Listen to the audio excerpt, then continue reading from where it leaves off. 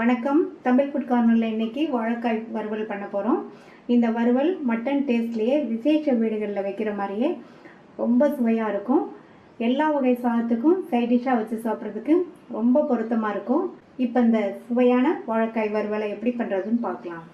இது வரைக்கும் நம்ம சேனலை சப்ஸ்கிரைப் பண்ணாதவங்க சப்ஸ்கிரைப் பண்ணிவிட்டு பக்கத்தில் உள்ள பெல் பட்டனை கிளிக் பண்ணிக்கோங்க.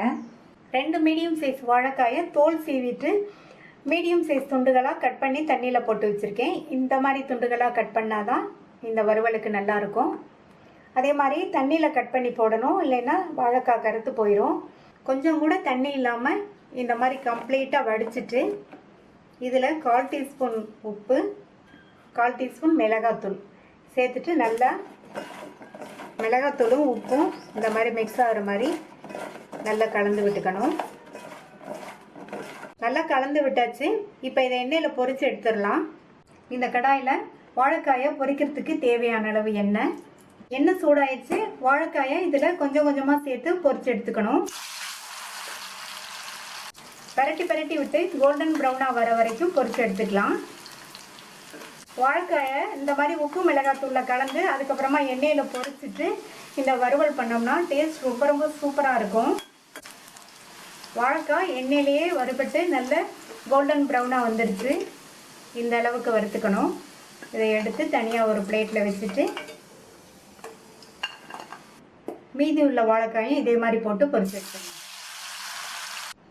இந்த மிக்ஸி ஜாரில் 1/2 டீஸ்பூன் சோம்பு, 1/2 டீஸ்பூன் சீரகம், 1/4 டீஸ்பூன் மிளகு, 1/8 டீஸ்பூன் மஞ்சள் தூள், 1/2 டீஸ்பூன் மிளகாத்தூள், 3/4 டீஸ்பூன் மல்லித்தூள், 2 டேபிள் ஸ்பூன் தேங்காய் துண்டுகள், இது கூட ஒரு சின்ன துண்டு பட்டை, ஒரு கிராம்பு.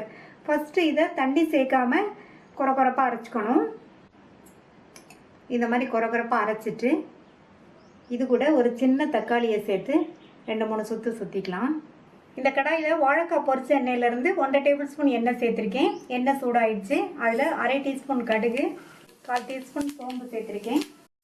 கருவேப்பிலை, ஒரு மீடியம் சைஸ் வெங்காயம் கட் பண்ணது. வெங்காயத்தை லைட்டாக வதக்கி விட்டுக்கணும்.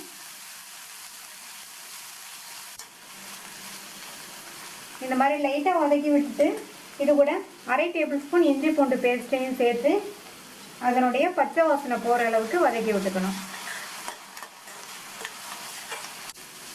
இஞ்சி பூண்டு விழுதோட பச்சை வாசனை போனதுக்கப்புறமா கொரகொரப்பாக அரைச்ச அந்த தேங்காய் விழுதை சேர்த்துடலாம். வாழைக்காயில் 1/4 டீஸ்பூன் உப்பு சேர்த்தோம். இப்போ இந்த மசாலாவுக்கு தேவையான அளவு உப்பு சேர்த்துக்கலாம். 1/4 டீஸ்பூனுக்கு கொஞ்சம் கூட உப்பு சேர்த்துருக்கேன். இது கூட கொஞ்சமாக தண்ணி சேர்த்து நல்லா ஒரு தடவை மிக்ஸ் பண்ணி விட்டுக்கணும். மிக்ஸ் பண்ணி விட்டுட்டு இதனுடைய பச்சை வாசனை போகிற அளவுக்கு ஒரு 2-3 நிமிஷம் இருக்கட்டும். மசாலாவில் உப்பு கொஞ்சம் கம்மியாக இருக்குது. இன்னும் கொஞ்சம் உப்பு சேர்த்துக்கிறேன். நீங்களும் செக் பண்ணி தேவைப்படுற அளவு சேர்த்துக்கங்க.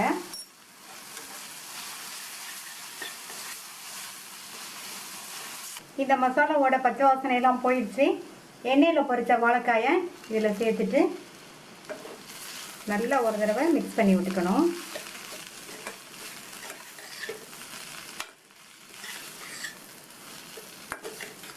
வாழைக்காய் நல்லா மசாலாவோட மிக்ஸ் ஆகிற மாதிரி நல்லா கலந்து விட்டாச்சு. மூடி வச்சிடலாம். ஸ்டவ்வை சிம்மில் வச்சுட்டு அப்படியே ஒரு 5 நிமிஷம் இருக்கட்டும். வாழைக்காய் மசாலாவோடு சேர்ந்து நல்லா ஃப்ரை ஆகட்டும். சிம்லேயே வச்சு 5 நிமிஷம் ஆச்சு. கமகமன் வாசனையோட வாழைக்காய் வறுவல் ரெடி ஆயிடுச்சு. இந்த வாழைக்காய் வறுவல் கல்யாண வீட்டில் வைக்கிற மாதிரியே அதே டேஸ்ட்லேயே ரொம்ப சூப்பராக இருக்கும். ஸ்டவ் ஆஃப் பண்ணிடலாம். மட்டன் டேஸ்ட்டில் சுவையான வாழைக்காய் வறுவல் ரெடி ஆயிடுச்சு. நீங்களும் ஒரு தடவை இந்த வாழைக்காய் வறுவலை ட்ரை பண்ணி பார்த்துட்டு உங்கள் கமெண்ட்ஸை சொல்லுங்கள். தேங்க்யூ.